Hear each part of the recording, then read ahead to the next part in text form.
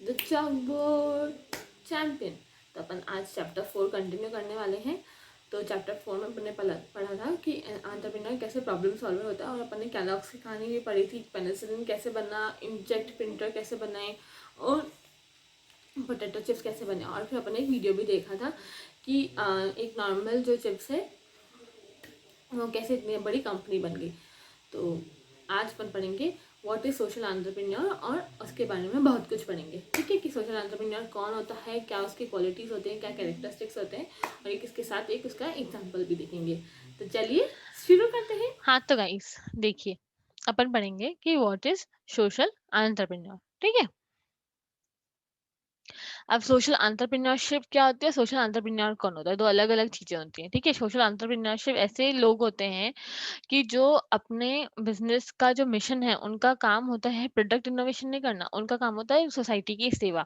कुछ ऐसा इनोवेट करना, कुछ ऐसा डिटर्मिनेशन और डिसिप्लिन के साथ करना कि उनको इतना प्रॉफिटेबल वेंचर नहीं चाहिए कि भाई पैसा ही चाहिए मेरे को, इतना अच्छा पैसा ही कमाना है, पैसा पैसा करते रहेंगे, ऐसा नहीं चाहिए उनको। उनको चाहिए ऐसा कि जो सोसाइटी है उन पे बहुत इम्पैक्ट पड़े, और वो एक अच्छी मतलब उनके बेनिफिट्स के लिए होता है। तो सोशल एंटरप्रेन्योर क्या होता है कि अपने programme aims for the value in the form of large scale transformation benefit that accrues either to significant segment of society or society to large। पूरी सोसाइटी के लिए काम करता है, समाज के लिए काम करता है, और इतना बड़ा बेनिफिट देता है ताकि पूरा एक तो जैसे नया ट्रांसफॉर्मेशन नहीं हो जाए। जैसे छोटा फोन था, मोबाइल फोन, कैसे फोन अपन घुमाते थे लैंडलाइन, कैसे गोल गोल गोल, अब मोबाइल आ गया, टच स्क्रीन वाले मोबाइल आ गया, कहीं भी जाओ, कहीं भी बाथरूम में जाके बात कर लो, ऐसा कुछ नहीं। ठीक है। अब जो ऑनलाइन वाला है वो पढ़ते हैं। Moreover, the social entrepreneur target his programs at the undeserved, neglected, or highly disadvantaged population that lacks the financial means of political clout to achieve the transformative benefits on its own।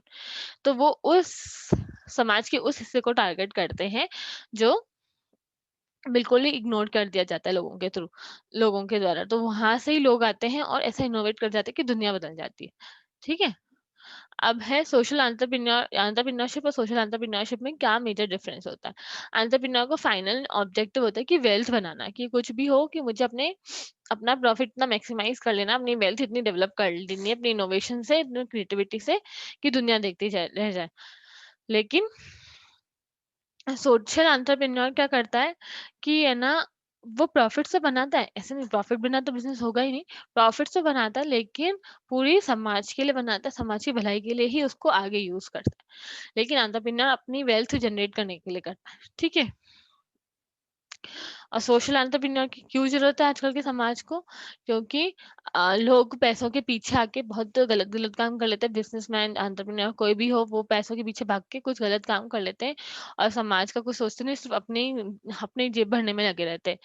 तो ऐसे हमको ऐसा entrepreneurs की जरूरत है जो innovative भी हो, सॉल्यूशंस भी दें, और साथ ही साथ समाज की भी सेवा करें। और इससे क्या होता है, ना ही हमारा समाज बदलता है बल्कि हमारे समाज की और अलग अलग जो भी है देशों में हमारी बहुत तारीफ भी होती है। एक इकोनॉमी भी हमारा बहुत अच्छा हो जाता है। तो इसलिए सोशल एंटरप्रेन्योर की बहुत जरूरत है समाज को। अब सोशल एंटरप्रेन्योर हमेशा चेंज लाना चाहता है समाज में, तो उसके एसेंशियल कैरेक्टरिस्टिक्स क्या होते हैं।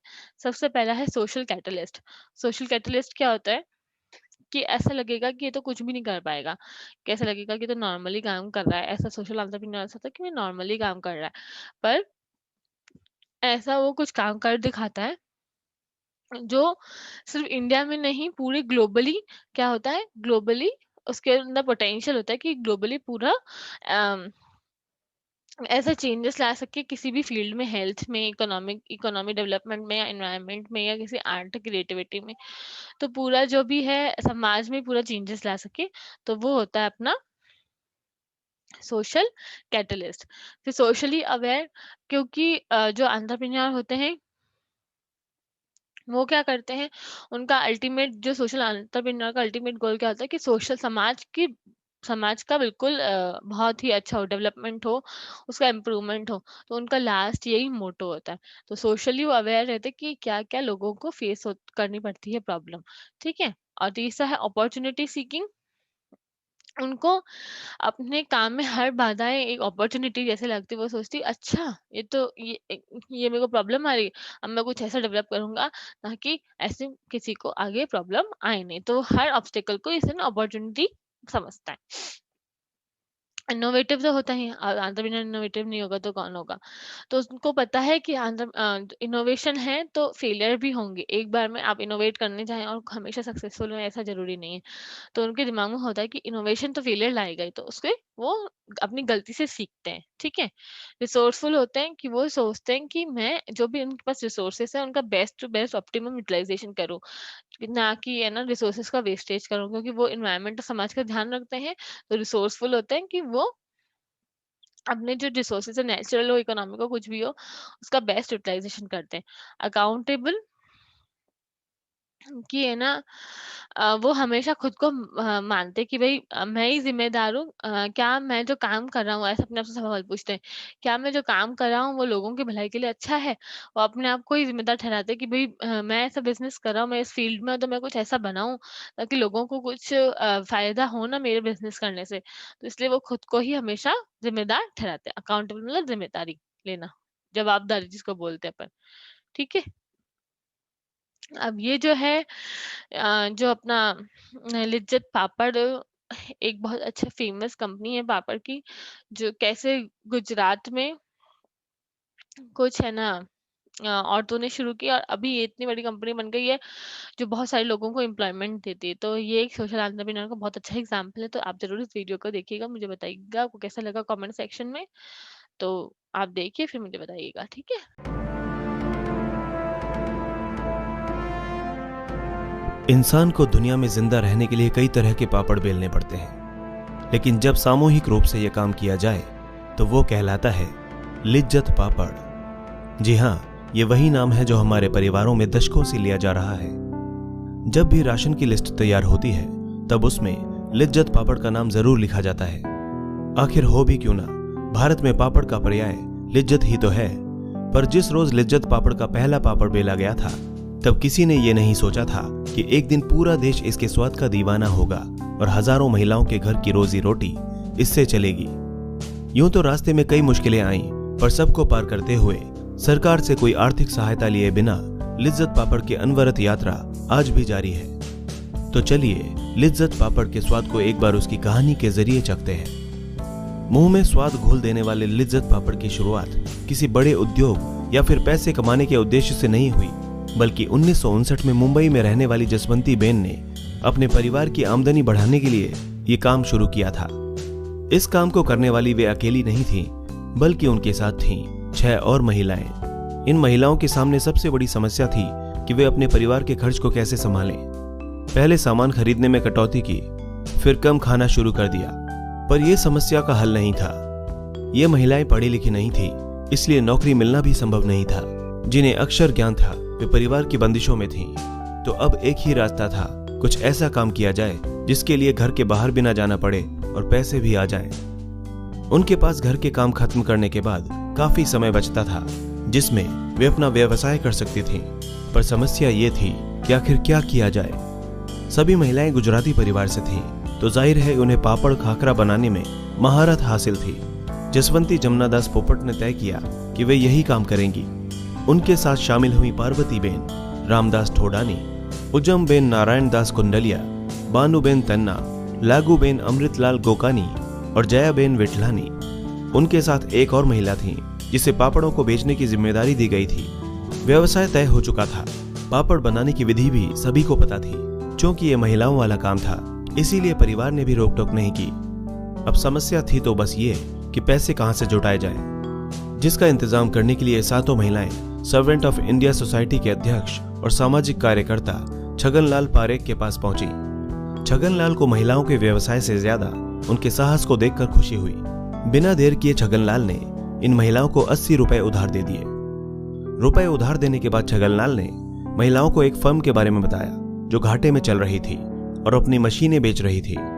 छगनलाल के कहने पर वहां जाकर महिलाओं ने पापड़ बनाने की एक मशीन खरीद ली और साथ में खरीदा वो सामान जो पापड़ बनाने के लिए जरूरी था। 15 मार्च 1959 वो दिन था जब लिज्जत का पहला पापड़ बेला गया। महिलाएं मशीन लेकर अपनी घर की छत पर पहुंची। 2 महिलाएं मशीन सेट कर रही थीं, बाकी पापड़ बनाने के लिए आटा लगाने लगीं। एक महिला ने पॉलीथीन तैयार की जिसमें पापड़ों को रखा जा सके। 2 घंटे में ये काम खत्म करने के बाद आटे की पहली लोई मशीन में रखी गई और 1 मिनट से भी कम समय में पापड़ बनकर तैयार हो गया। पहला पापड़ देखकर 7 महिलाओं के चेहरे पर ऐसी मुस्कान आई जैसे कोई हीरा तराशा गया हो। कुछ ही घंटों में इतने पापड़ तैयार हो गए थे कि उनके 4 पैकेट बनाए जा सके। ये पहला प्रयोग था, इसलिए केवल 4 पैकेट तैयार करने पर काम रोक दिया गया। इस सब के बाद इन पैकेट्स को जाने माने व्यापारी भूलेश्वर को बेच दिया गया। भूलेश्वर ने कहा कि यदि पापड़ बिक गए और मांग बढ़ी तो पहला ऑर्डर उन्हीं की तरफ से आएगा। अब इंतजार था उस सुबह का जब पापड़ों के सभी पैकेट बिक जाएं। आखिर मेहनत रंग लाई। 4 पैकेट से 40 और 40 से 400 तक पहुंचने में वक्त नहीं लगा। खास बात यह थी कि 7 महिलाओं ने तय किया था कि वे इस व्यवसाय के लिए किसी से चंदा नहीं मांगेंगी, चाहे हमारा व्यवसाय घाटे में ही क्यों ना चला जाए। कुछ महीनों की मेहनत के बाद ही उन्होंने 80 रुपए का उधार चुका दिया था। इसके बाद उन्होंने बचे हुए पैसों से पापड़ बनाने का और सामान खरीद लिया और कुछ पैसे आपस में बांट लिए। छगनलाल को महिलाओं की मेहनत पर पूरा यकीन था, सो उन्होंने उनका मार्गदर्शन किया। पहले 2 प्रकार के पापड़ बनाए गए जो क्वालिटी के हिसाब से महंगे और सस्ते थे। इसके बाद छगनलाल ने उन्हें स्टैंडर्ड पापड़ बनाने के सुझाव दिए जिसमें किसी भी स्थिति में क्वालिटी से समझौता ना किया जाए। छगनलाल ने महिलाओं के इस समूह को व्यापार करने का हुनर भी सिखाया, ग्राहकों से बात करना, उनकी मांग समझना और घाटे से उबरने की तकनीक भी बताई। इसके साथ ही खुद उनके व्यापार का लेखा जोखा भी उन्होंने ही संभालना शुरू कर दिया था। 3 महीनों की मेहनत के बाद ही 7 सहेलियों के समूह ने कोऑपरेटिव सिस्टम का रूप ले लिया, जिसके तहत और जरूरतमंद महिलाओं को जोड़ा गया। कॉलेज जाने वाली लड़कियां भी इसकी सदस्य बनने लगी थी। सदस्य बनने की न्यूनतम आयु 18 वर्ष तय की गई और अधिकतम सीमा का कोई निर्धारण नहीं किया गया, जिसके कारण हर उम्र की महिला इस समूह में शामिल होती गई। 3 महीने के अंदर ही 7 से बढ़कर 25 महिलाएं हो गई थीं। पहले साल में इनकी वार्षिक आय 6196 रुपए हुई। आपको बता दें कि उस दौर में यह रकम बहुत बड़ी थी। साल के 8 महीने तो व्यापार अच्छा हुआ, पर बारिश के कारण 4 महीने ठप रहे। चूंकि धूप नहीं निकलने के कारण पापड़ सूखते नहीं थे। 1 साल तो यूं ही निकला, पर जब अगले साल बारिश आई तो महिलाओं ने पापड़ सुखाने का एक नया तरीका इजाद कर लिया था। वे पापड़ों को घाट पर सुखाती और उसके पास स्टोव जला देती थीं, जिसकी गर्मी से पापड़ सीलने से बच जाते थे। यानी दूसरी बार उन्होंने पूरे साल काम किया था। पापड़ों के व्यवसाय को बढ़ाने के लिए उन्हें किसी विज्ञापन की जरूरत नहीं पड़ी, क्योंकि पापड़ों का स्वाद ही इतना अच्छा था कि सभी इसकी तारीफ करने लगे। 2 साल के भीतर ही मुंबई के अलावा आसपास के गांव कस्बों में भी इन पापड़ों की महक पहुंच गई। महिलाओं के काम की तारीफ के साथ साथ अखबारों ने भी उनके बारे में बहुत से प्रेरणादायी आर्टिकल लिखे। देखते ही देखते समूह में सदस्यों की संख्या 100 से 1000 तक पहुंच गई। व्यापार इतना बढ़ गया था कि एक छत कम पड़ने लगी थी। इसलिए समूह की महिलाओं को सलाह दी गई कि वे अपने घर से ही काम करें। 1962 में ग्रुप ने अपने पापड़ का नामकरण किया और यह नाम था लिज्जत पापड़। इस नाम को रखने के पीछे भी एक कहानी है। लिज्जत गुजराती शब्द है जिसका अर्थ स्वादिष्ट होता है। पापड़ के नामकरण के लिए एक प्रतियोगिता रखी गई, जिसमें सभी महिलाओं ने अपनी पसंद के नाम एक पर्ची पर लिखकर डाले। लिज्जत नाम देने वाली धीरजबेन रूपारेल इस प्रतियोगिता में विजयी रहीं। उन्हें इस नाम के लिए 5 रुपए की इनामी राशि भी दी गई थी। इस ऑर्गेनाइजेशन का नाम श्री महिला गृह उद्योग लिज्जत पापड़ रखा गया। काम अच्छा चल रहा था और धीरे धीरे वे महाराष्ट्र के सीमावर्ती राज्यों के शहरों तक पापड़ को पहुंचा चुकी थी। 1962-63 में इस ग्रुप की वार्षिक आय 1,82,000 तक पहुंच गई थी। 1966 में लिज्जत कंपनी को रजिस्टर किया गया।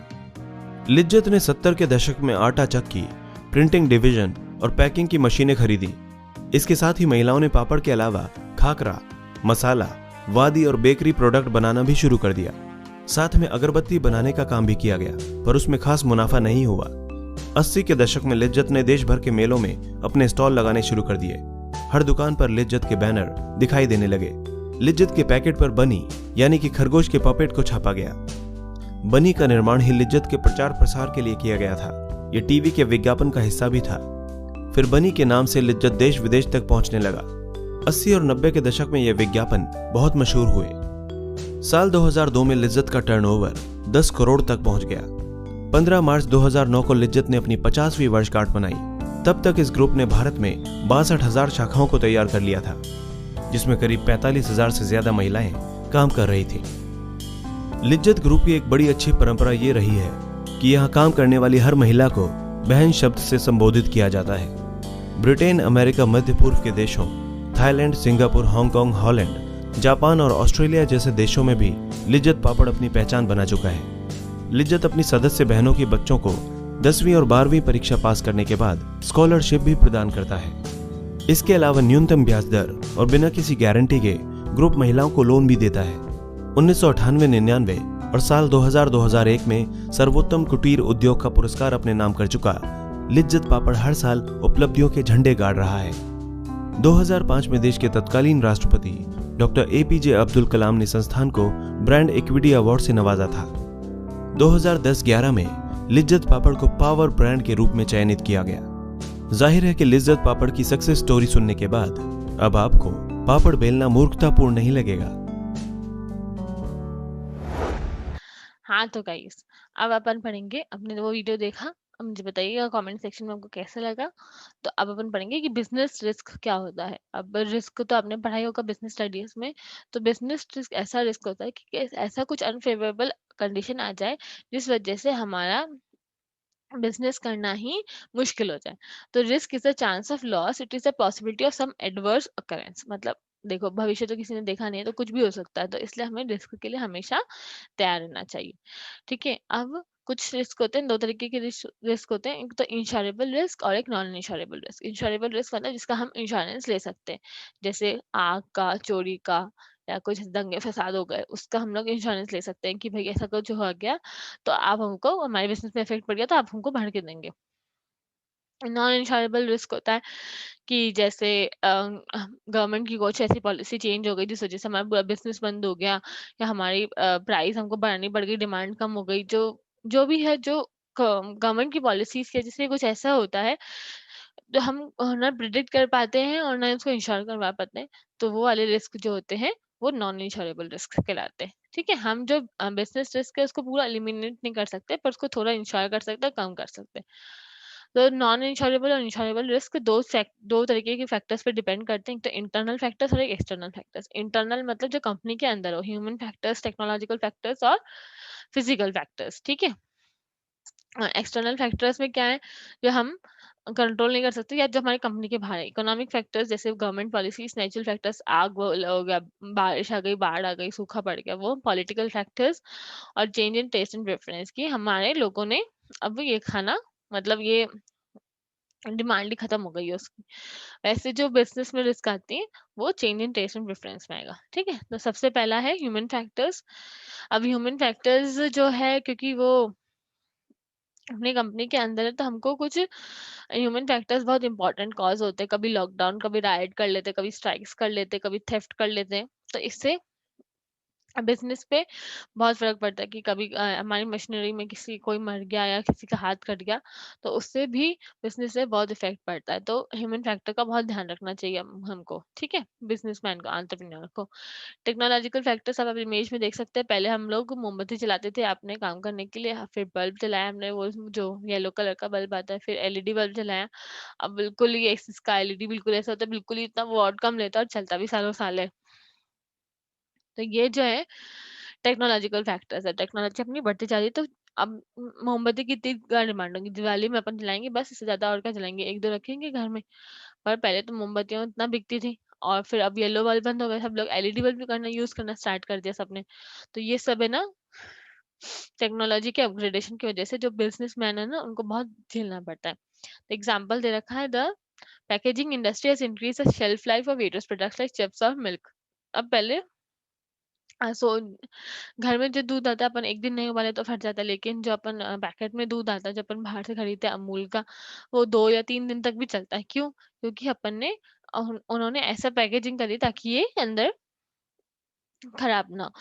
ठीक है, और चिप्स का भी अपन उसमें नाइट्रोजन गैस भर के रखते हैं। क्यों? आज उसमें गैस भरी हुई है ताकि जो अंदर है चिप्स उसकी शेल्फ लाइफ बढ़ी रहे। शेल्फ लाइफ मतलब आप जब तक दुकानदार बेचे, कस्टमर के पास पहुंचे, खाए, तब तक वो अंदर से खराब नहीं हो। जैसे अपन घर में बनाएंगे तो वो खराब हो जाते हैं ना, तो वो टेक्नोलॉजिकल एडवांसमेंट है। फिर है फिजिकल फैक्टर्स। फिजिकल फैक्टर्स में आता है कि हमारे जो प्लांट मशीनरी है, प्रॉपर्टी है, उसका डैमेज या लॉस हो जाता है, वो फिजिकल फैक्टर्स में आता है।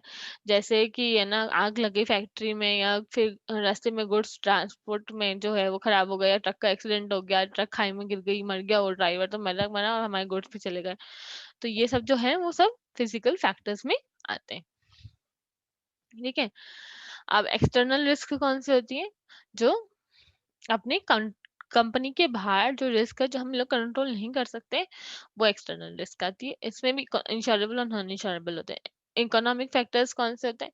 कि कभी कभी प्राइस फ्लक्चुएट हो गई, डिमांड में चेंज आ गया, प्रेफरेंस हमारे कस्टमर्स कंज्यूमर्स में जो है उनके प्रेफरेंस में चेंज आ गया, तो वो होती है इकोनॉमिक रिस्क। और ये है ना, कुछ देखो नीचे वाला देखिए, such risk which are cause by changes in the economy are called dynamic risk भी बोलते हैं इसको, जो इकोनॉमी में चेंजेस की वजह से होते हैं। फॉर एग्जांपल कि मार्केट की फ्लक्चुएशन की वजह से कुछ ऐसा हुआ कि किसी प्रोडक्ट की डिमांड बहुत ज्यादा बढ़ गई और किसी की बहुत ज्यादा गिर गई, तो ये जो होती है इकोनॉमिक फैक्टर्स की रिस्क होती है। ठीक है। देखिए अब इसमें इमेज में देखिए, पहले तो अपन ये वाला मोबाइल यूज करते थे, फिर उसके बाद ये छोटा डब्बी आई जो अपन ऐसे खोलते थे, और अब टच स्क्रीन वाला मोबाइल यूज कर रहे हैं। तो ये इकोनॉमिक फैक्टर्स, तो अब डिमांड उसकी छोटे मोबाइल की, और ये तो बिल्कुल ही बंद हो गया होगा पहला वाला, तो छोटे वाले की डिमांड अभी है, जो गांव वाले लोग हैं वो यूज करते हैं।